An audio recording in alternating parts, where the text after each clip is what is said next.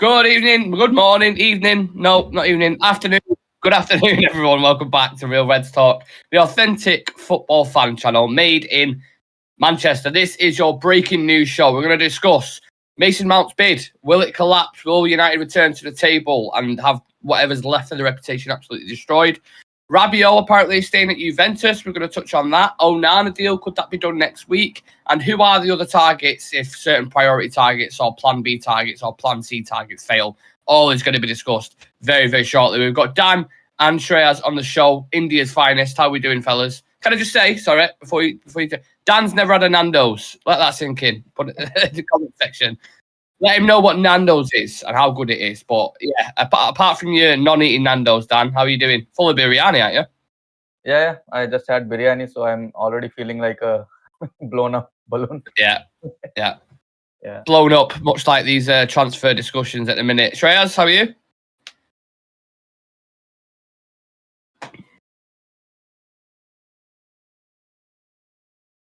Oh, mate.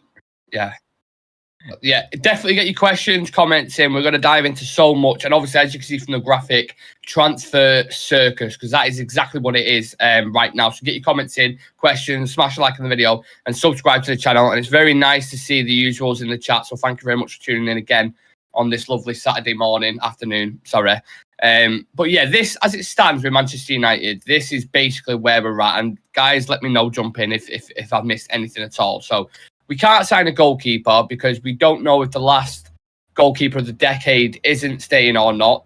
I don't know if anyone spoke to him or no idea. We're not going for Costa because it's too pricey, but we've extensively scouted him. So now we're turning our attention to Onana, who is a good keeper in his own right. I'm not disputing that.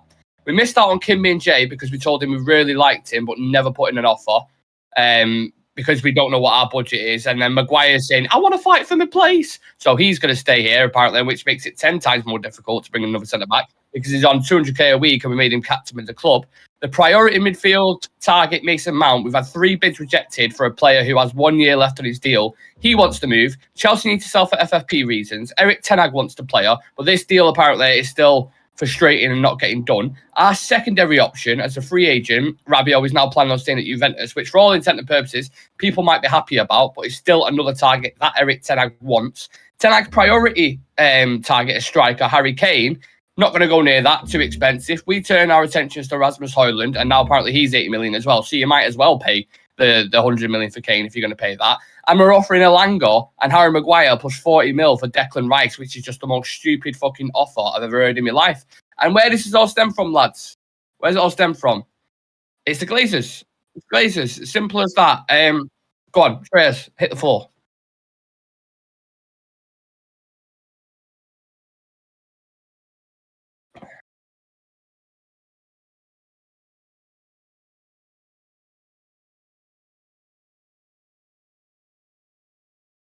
Yeah, it's...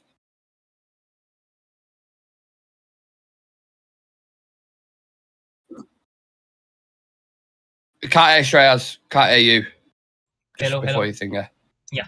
Let us know, guys, if you can hear him now. Oh, we'll wait. Okay. Drop a comment in so we can see. And as soon as they confirm, we can get you going. Just so you know, the lad at the top right is muted.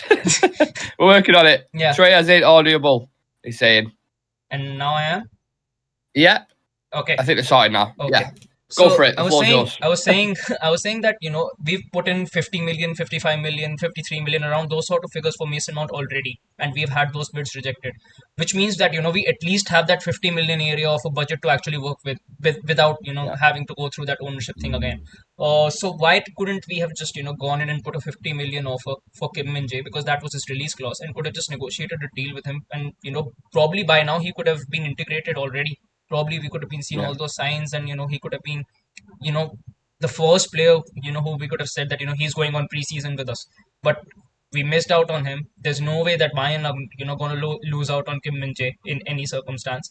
And now that we're still working around that 53-55 million mark with Mason Mount, and we've still not signed him. And if we do need him to be on that preseason, we need to get this sorted within this week itself. I've seen a lot of stuff being put out, not recently, but when the season was ongoing, from very credible journalists, very good journalists, who were saying, "Oh, United's board have changed it up now since Woodward have left, and they're much better. They're doing things better." And maybe that is the case with certain things behind the scenes. But you can't tell me that John Murtaugh can negotiate. He can't. He's shit at it. This guy, he flew to Barcelona 5 times. We discussed it so many times. We went to Turin back and forth. Got basically handed over a barrel by Rabiot's mum. Like, they cannot negotiate for players.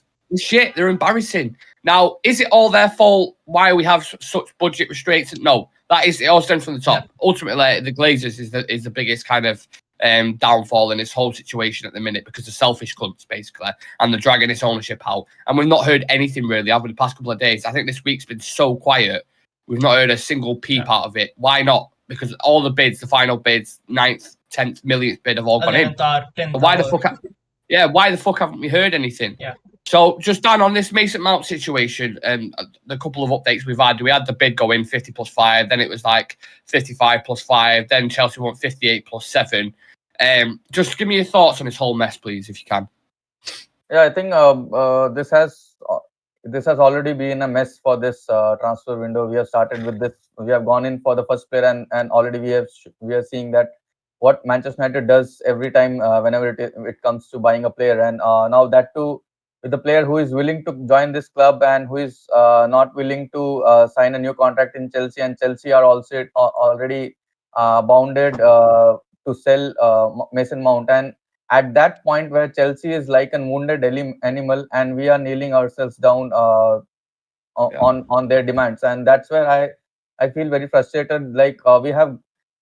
He's not a player who has been real star for Chelsea in recent days, because he has been starting on the bench for Chelsea lately, and he has been not playing whole 90 minutes for a very long time, and he's not a regular player for Chelsea, even though his abilities doesn't conveys that. But for a player who is not regular, and they are demanding for 58 million, 50%. And that too. 58 million, and that too he's with 1 year left. And recently they sold Havertz for somewhere around 65 million. When he has like 2 years left in his contract, and that doesn't make sense. So that's where I think that United tax comes into play, and we have to break this thoughts which the other clubs have on United. And I have two perspective on this one. One is of my own, that if I would have been there in that moment, I would have just walked out of this deal and let Chelsea play, because they are already in a hurry to sell Mount, and they cannot demand us when we have and no other club is also involved in this deal. And at the end of the day, they will be coming back to us with a deal, because if you hear all the tweets about Mason Mount, it says that even though Chelsea are demanding for 58 million, they are also pushing us to have a meeting. So if they don't want to agree anything less than 58, then they should not be willing to arrange a meeting. And also on the other side, on the club side of it, I think they will definitely pay somewhere around 56, 57, but not sure 58, but somewhere around 55, because this deal has gone to that extent where this deal cannot fall off, because it will be a big disaster for the ones who are involved in this deal. Yeah, and just on that, there's been a couple of things that have been put out by journalists like Samuel Lockhurst and a few others, Romano, etc. United believe Chelsea are overvaluing Mount as he's out of contract next year and he wants to leave. United bargaining position is weakened by a tight budget that they do not want to compromise amid their intention to sign a striker. Sources say John Murtaugh's hands are tied due to United's finances, and there is a precise bidding structure to progress with potential deals. United believe Chelsea are overvaluing Mount. Will United walk away from this deal, do you think, Treyas? No, I don't think we would, because there are two reasons. One, this deal has gone on for quite some time, and United have put themselves in a position where they need to sign it, because a lot of outlets actually came out and said Mason Mount is probably the only player who would be signed and will go on a preseason as well. So, it builds a lot of pressure on the club as well to actually get this deal over the line. And the second thing is Ten Hag likes this player. And out of all the midfielders who you could go and sign in for, right now Mason Mount looks like, the only person we could, because we've invested so much time in it. The other person who we wanted to sign on a free, Rabiot, doesn't seem like he's going to leave Juventus either. So it just leaves us with Mount. and you never know. If we move out from this deal and go for someone else, you know the whole journey starts over again, where they're first listed at 70 million, then to 60, 65 add-ons. So we don't have that much time as well, because less than a month is left for our preseason, practically just 15 to 16 days. So we need to get this deal over the line. Do you know what's annoying? The fact that Chelsea let Kovacic go for like 35 million, who's a great player in my personal opinion, and it's just like they want nearly double for Mason Mount. You've seen McAllister go. I know we had a release clause for like 40 million, I think it was. 34 million. Yeah. Why are we not in on these deals? Yeah. Why? Like again, because of budget. Yeah. Frustrating because of budget. Another part is we were linked to McAllister as well for some point of time, and Brighton asks for 60 million or 70 million for that, for Alexis McAllister.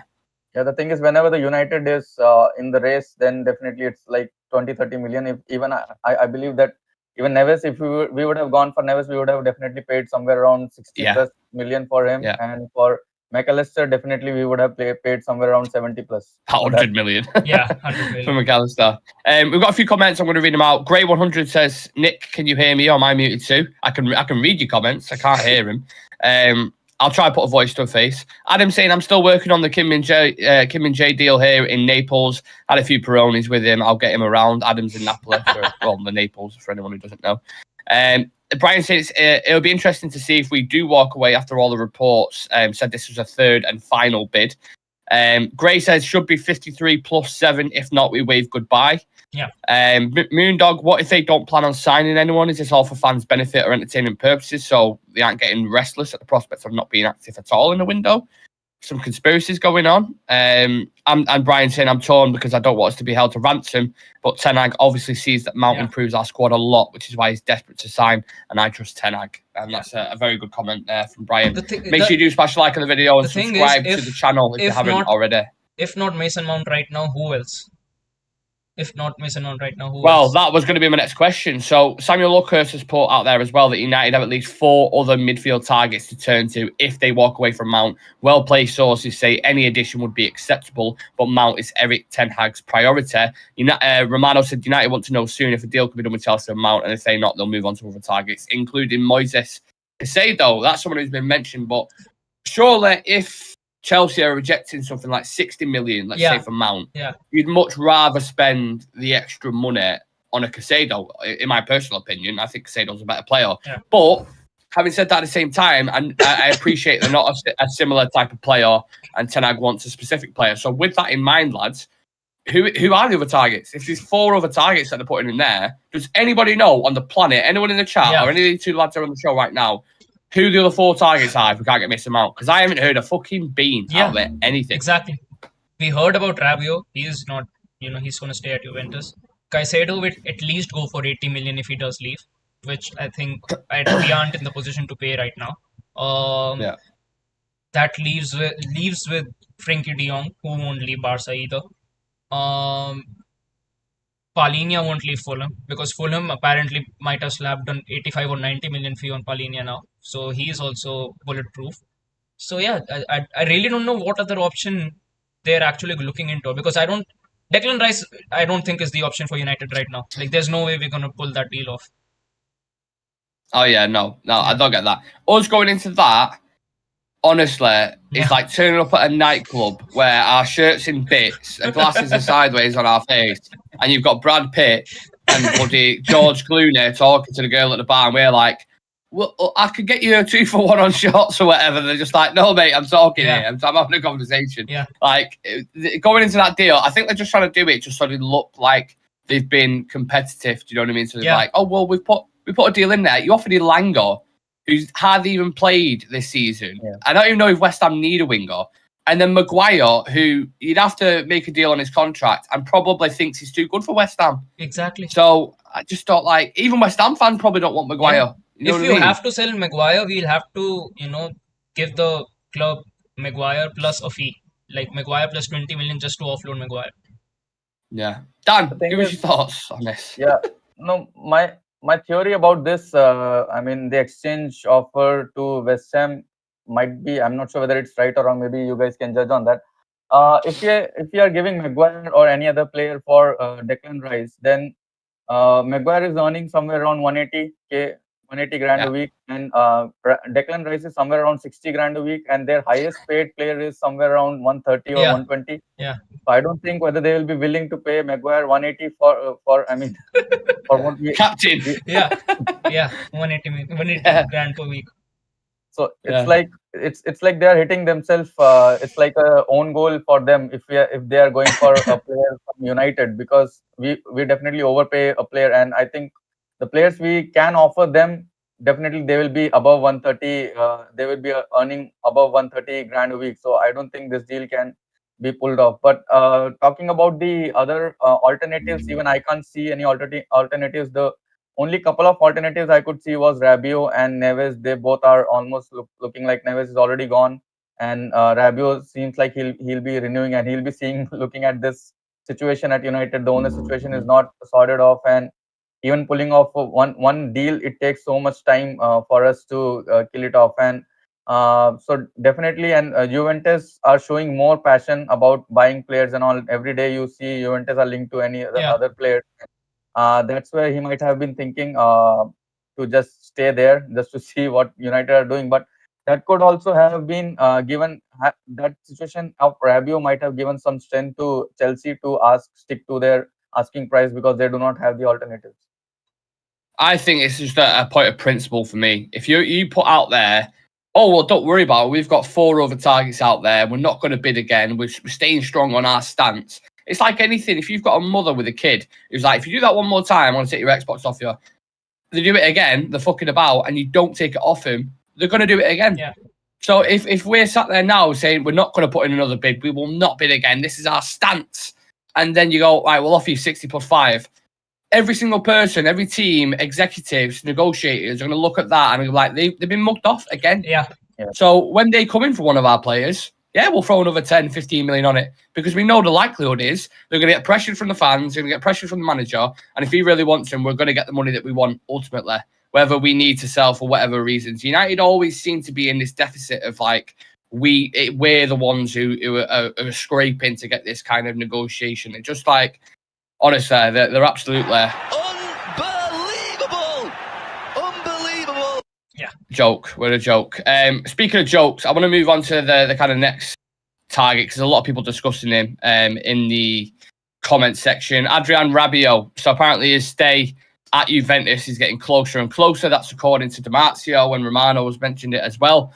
That's midfielder he was looking at, and he's staying at Juventus now, apparently, despite whatever it is you think of him. Happy or disappointed with this news, Shreyas? Happy, I would say, because I think Okay. the only reason I'm happy is because we don't work on multiple deals at a time. We only work on one deal at a time. So if Rabiot would have been available, that would have taken another couple of weeks off our calendar.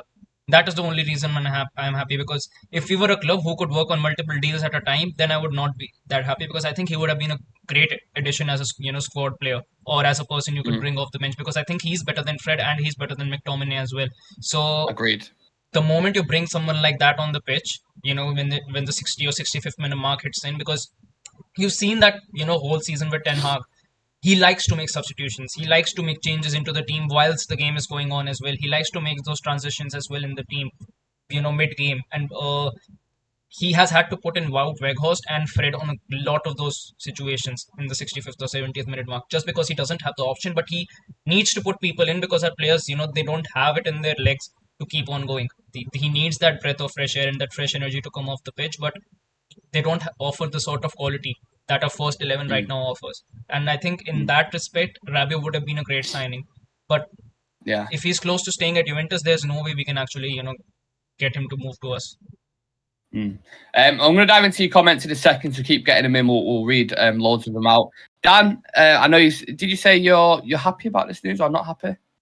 No, I think I'm still on both the sides, but to be honest, I'm not happy about this news, because I would have definitely loved Rabiot plus Mount in our team, because Yeah.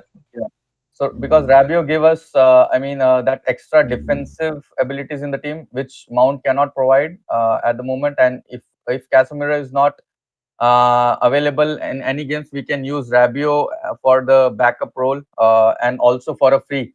That would have been a great deal, because we hardly do any I mean, free transfers, to be honest. And he would his wages is also not that great. I mean, somewhere around 120, 130k grand a week, and probably not a first teamer, but definitely he will be a very good upgrade on McTominay and Fred, as Shreyas also mentioned. And for a player to come from the bench, that he would be a very good option. Yeah, I agree. It's a little bit like I was looking at someone when I did a scouting video for a members kind of video, which we are going to do at some point over this weekend. The second one that was going to drop this week, so I'll keep an eye out for that. But when I did a video on it about midfielders and what ones can we identify to bring in for that kind of depth, and someone who I looked at is someone like Dani Ceballos at Real Madrid, who's I don't know why people just seem to think of Arsenal instantly when he was there and just think no, but he's a great technician, good football, and would add that depth, and that's why Madrid have renewed a new contract with him now. And every team needs them kind of players who you can bring on where the level doesn't completely drop off, because you can't play Fred in the six. When that happens, you see what happens. And McTominay is like, sometimes he'll play really good, he gets forward, he looks the part, and then sometimes he's just absolutely awful. So he's definitely an improvement on them, and that's what we need, whether you like him, attitude problems, whatever it is. Eric Ten Hag wanted him. So no, it's as simple as that. He wanted him, and he's not getting him. We have had a live update, by the way, whilst we're live right now, from Ben Jacobs, and saying Chelsea will make a big push for reported United target Moises Caicedo, despite 100 million figures being quoted. A 70 plus 10 mil deal appears possible. Now, I look at that price. That's not far away from Mason Mount. That's why I'm like, I'm honestly, I know we said it so many times. I'm just so sick and tired of Manchester United in the market. It happens a year in, year out. Last year was a fucking. Remember the thing with the thing with De Jong took about 5 years off my life, mate. I swear to God. Last window, it took years. Yeah. And another thing, last window was Christian Eriksen was available on a free, and it took us 3.5 weeks to sign him, even though he was available on a free transfer. Malacia was the only one on pre-season last season, and Mason Mount's probably going to be only one on pre-season this season. It's a mess. Yeah, hopefully. At this point, probably not. We won't have anyone on pre-season. It'll be like, once again, Fred and McTominay on pre-season. Yeah, surprise, motherfuckers. Right, let's read out a few comments. Let's have a look. Quite a lot. So, Adam saying Rabiot, I genuinely think it's a good deal for free. 50 United saying possibly Gabriel Viego worth 40 million, but Liverpool want him. Very interesting. I'll have a closer look at him. Adam saying, imagine Rabiot, Onana, Rabiot all for less than 100 mil. That's the same player. I take your point.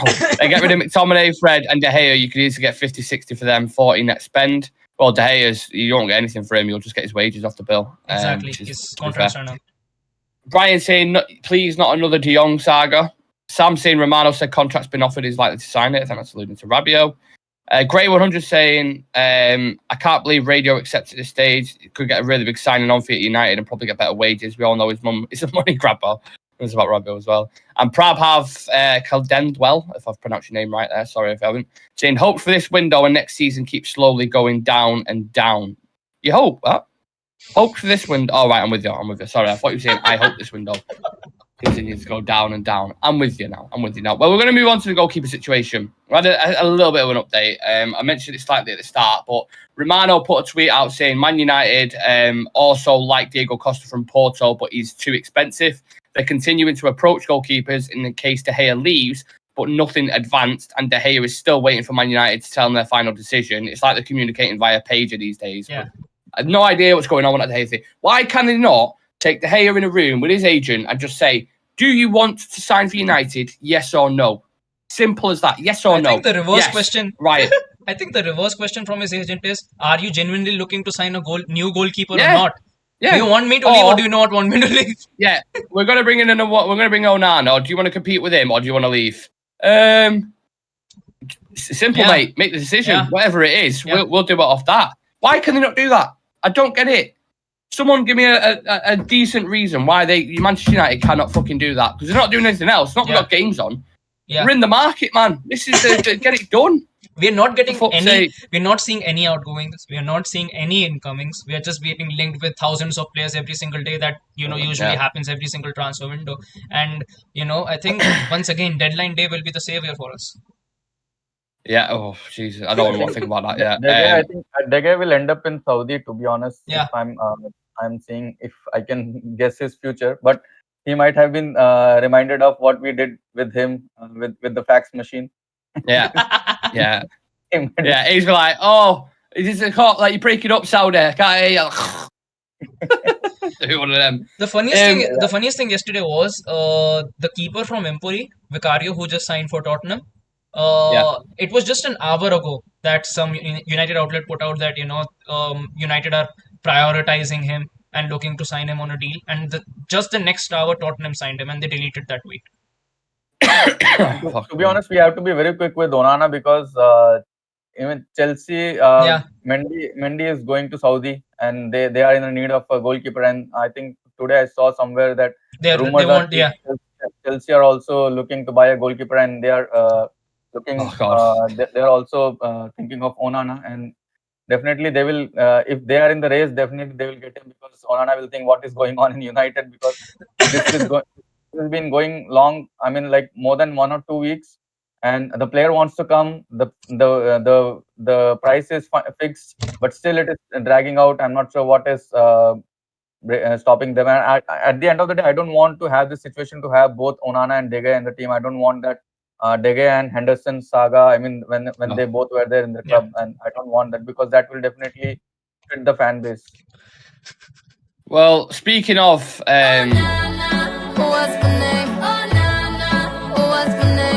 Romano has said United have to resolve the story about David De Gea before making any bid for Onana. They confirmed their interest in Onana by meeting his agent, and they asked for conditions of the deal. Inter Milan want 50 million euros, so 43 million plus add-ons. So, wait, can we stop doing that as well? For all these journalists that are out there, right, and they're putting... So they'll see a price tag, and if we pay £80 million for a player, they'll think, you know what, if we say euros, it'll push it over 100, and it'll make the deal look much bigger, and it'll get people reacting to it. Just put one currency. I don't care if you put it in rupees, euros, dollars, pounds, yen, whatever the fuck it is. Just put it in one currency, please, so we can all, discuss it together. Inter won 50 million euros, 43 million pounds plus add-ons. So the asking price is 60 million euros, 52 million pounds for Onana. That's where we're at with that deal at the minute.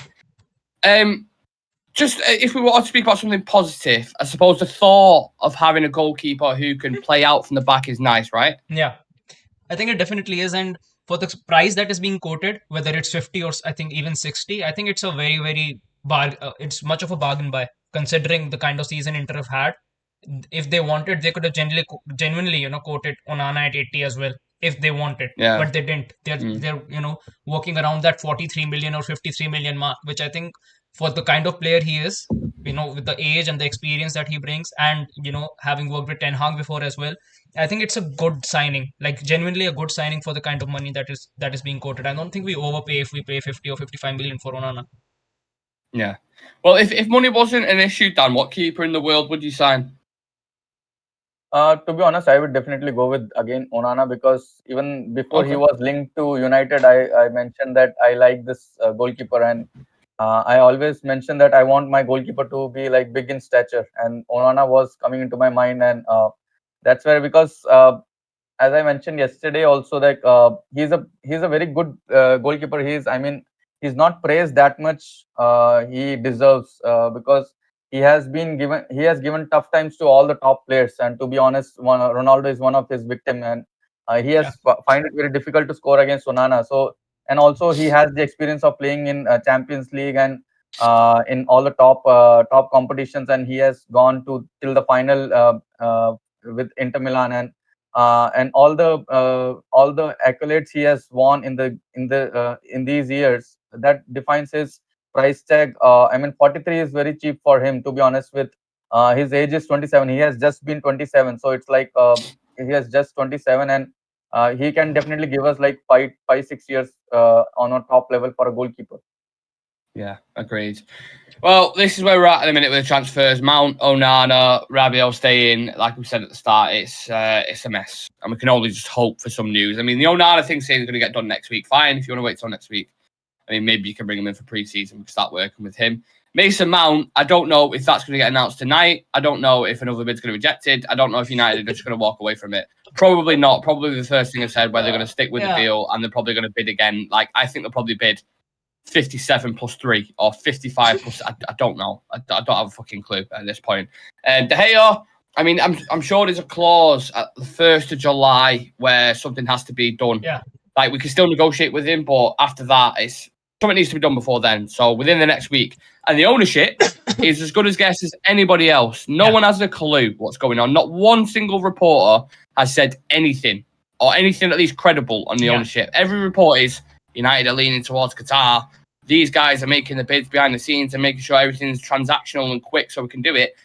For me, lads, it's irrelevant now because you've already gone into the transfer market. This needed to happen before the window. If we bring them in now, they're still going to be 6 to 8 weeks before they can actually get the feet under the table and start pulling strings and making decisions. So, I'll read out a few comments. Go on, Dan. You get into it. Yeah, the thing is, when we entered this transfer window, we had so many problems. Like we need a defender, we need a midfielder, we need a striker, and the ownership situation was there. The goalkeeper situation was there, and out of all these issues, the top two issues in my book was the striker and the ownership. And we have not heard any news of these two situations in the recent 6 to 10 days. And that's really irritating for me. And we are linked with every other thing instead of like the striker which we needed. And I'm not sure what is happening. We were turning to Holland, but then it's like it has calmed down, and ownership situation was also on its peak last week, and now it's calmed down. Yeah, the people are just demanding crazy fees. 50 United said, we're no longer going to pay De Gea 200k to be the bench option. We need to renegotiate the wage to a much lower one. I agree. Prashtav is saying, can't see De Gea accepting a lower wage. He'll most probably move on. We must get a goalkeeper in pre-season. Absolutely. Yeah. Grey 100 saying, I can't see who would pay De Gea 200 a week, though. We may as well stay if he has an option, but I'd rather him go and bring in some Onanas, apparently. But the thing is, though, we was moaning about Dean Henderson having fucking 100k a week and being on the bench. Like, Saudi Arabia, that's the one thing. If Saudi are good for anything, it's that. Like, I don't know why, I've said this before on the show, why we haven't offered Saudi a bundle deal and just say, we've got Maguire, we've got McTominay, we've got Fred, we've got De Gea, we've got Brandon Williams. We've got so many players you could buy Saudi Arabia. Just come to our car boot, we'll put it outside Old Trafford, and you can take your pick and take them with you. Like, if Saudi do take De Gea, that's like...